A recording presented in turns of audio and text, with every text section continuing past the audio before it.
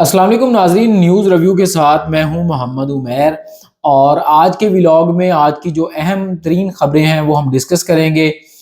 जिसमें कि जो तहरीक इंसाफ के कुछ मामला थे मखसूस सीटों के हवाले से कौमी असम्बली में और बाकी तमाम सूबाई असम्बलियों में, वो तकरीबन इस वक्त जो है वो हल हो चुके हैं। इसके अलावा जो मुख्तलिफ सूबों में मुख्तलिफ जमातों के साथ इत्तेहाद का जो मामला है वो भी तकरीबन आखिरी स्टेजेस पर जो है वो पहुँच चुका है। उसके बाद बलूचिस्तान में जो हालात हैं वो काफ़ी गंभीर होते जा रहे हैं। वहाँ पर चार जो बड़ी जमातें हैं उनकी जानिब से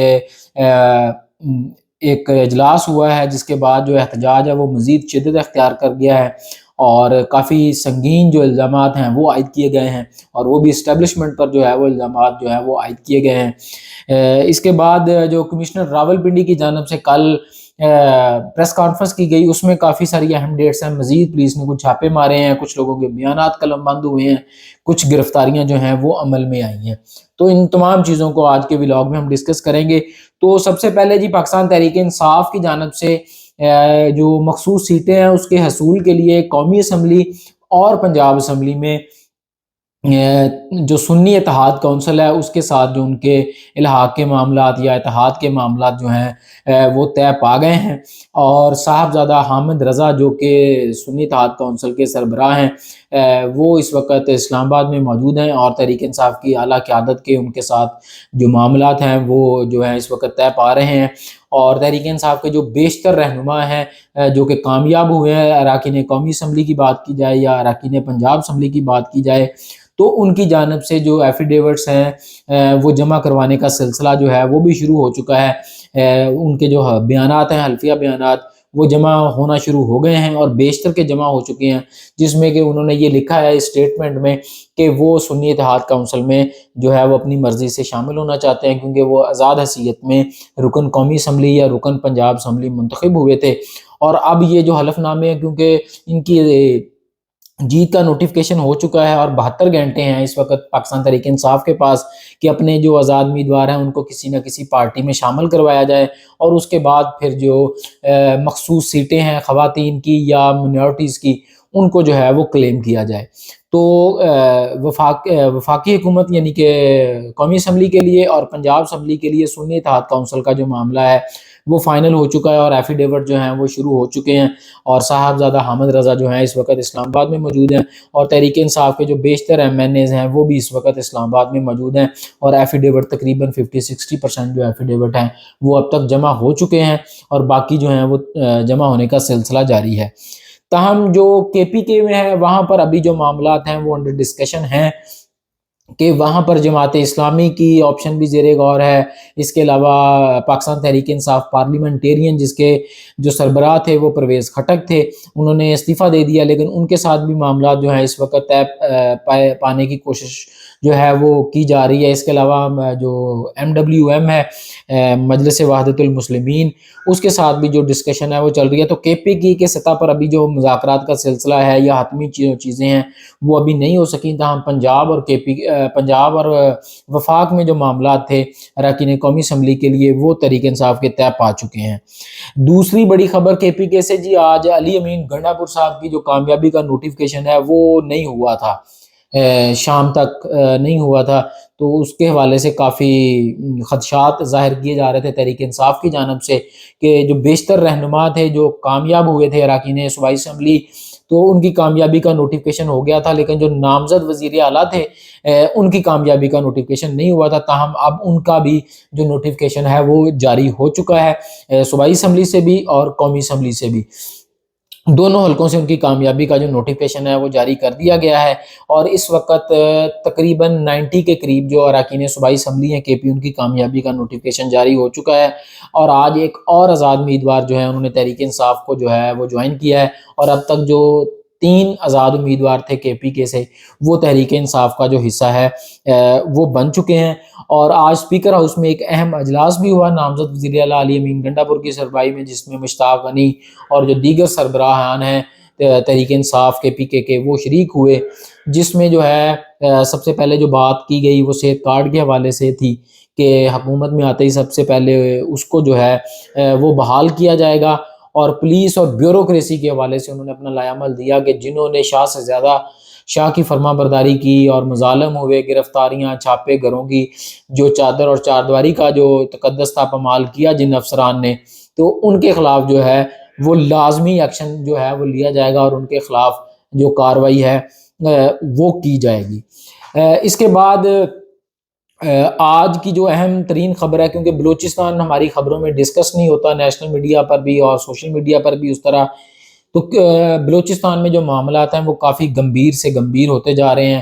آج Pashtunkhwa map, Balochistan national party اور ہزارہ ڈیموکریٹک پارٹی، یہ 4 بڑی پارٹیز ہیں بلوچستان کی، ان کا مشترکہ اجلاس ہوا ہے، اور جو دھاندلی کے حوالے سے آگے جو لایا عمل ہے مظاہروں کا، احتجاج کا، اس پر جو ہے وہ غور و خوض ہوا ہے۔ اور محمود اچکزئی صاحب نے آج کافی جو ہے وہ سخت بیانات جو ہیں وہ دیے ہیں۔ ان کا کہنا تھا کہ جو لوگ بلوچستان سے منتخب کروائے گئے ہیں اس کے عوض 70 ارب روپے جو ہیں وہ اکٹھے کیے گئے۔ ان کا کہنا تھا کہ اگر ہمیں ہمارا حق نہ دیا گیا تو کوئی جو ٹرین ہے وہ بلوچستان میں نہیں رکے گی اور کوئی جہاز جو ہے وہ بلوچستان میں نہیں اترے گا۔ اور اسی طرح جو اختر مینگل صاحب ہیں، انہوں نے بھی جو دھاندلی کا الزام ہے وہ اسٹیبلشمنٹ پر عائد کیا۔ انہوں نے کہا کہ ہمارا جو مینڈیٹ ہے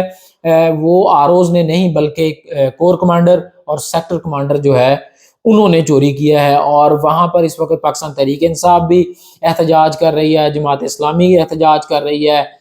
حق دو بلوچستان تحریک جو ہے وہ احتجاج کر رہی ہے، یہ 4 جماعتیں ہیں یہ بھی احتجاج کر رہی ہیں۔ تو بلوچستان میں جو معاملات ہیں وہ گمبھیر سے گمبھیر اس وقت ہوتے جا رہے ہیں، اور گزشتہ کئی روز سے وہاں پر جو ٹریفک کا نظام ہے وہ معطل ہے، کیونکہ بیشتر جو سڑکیں ہیں وہ بلاک ہو چکی ہیں۔ اس کے بعد جی آج کافی عرصے کے بعد بلاول بھٹو زرداری کی جانب سے جو ہے وہ اٹیک جو ہے وہ کیا گیا ہے، خاص طور پر مولانا فضل الرحمان اور پیر پگاڑا کے خلاف۔ ان کا کہنا تھا کہ جی جو بڑے جلسے ہیں وہ کرنا اور کام ہے، الیکشن جیتنا اور کام ہے، کیونکہ جو بڑے جلسے ہوتے ہیں اس میں مولانا کے جو جلسے تھے اس میں جو مدرسے کے بچے تھے وہ شریک ہوتے تھے، اور بچے جو ہیں وہ ووٹ کاسٹ نہیں کر سکتے تھے۔ مولانا فضل الرحمان نے 2 جو ادارے تھے بلکہ ایک پارٹی اور ایک ادارے کو تنقید کا نشانہ بنایا۔ نون لیگ کے حوالے سے نرم گوشہ انہوں نے رکھا، لیکن جو آصف علی زرداری سے ان کو مفاہمت کے بادشاہ کی جگہ انہوں نے مفادات کے بادشاہ کا نام دیا تھا، تو جس کا جواب جو ہے آج پھر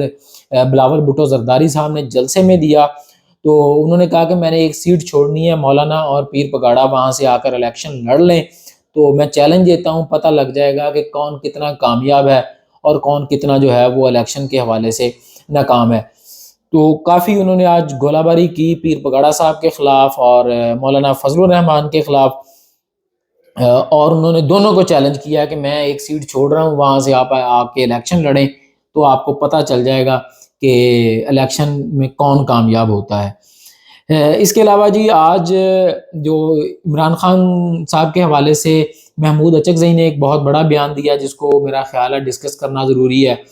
انہوں نے بھی آج گواہی دی، پہلے بھی وہ گواہی دے چکے ہیں، آج بھی گواہی دی انہوں نے کہ بالکل ہم اپنی شکست تسلیم کرتے ہیں، لیکن جو ووٹ ہے وہ عمران خان کو ملا ہے، وہ کسی اور پارٹی کو نہیں ملا، اور عمران خان کے جو امیدوار تھے ان کو ہروایا گیا ہے،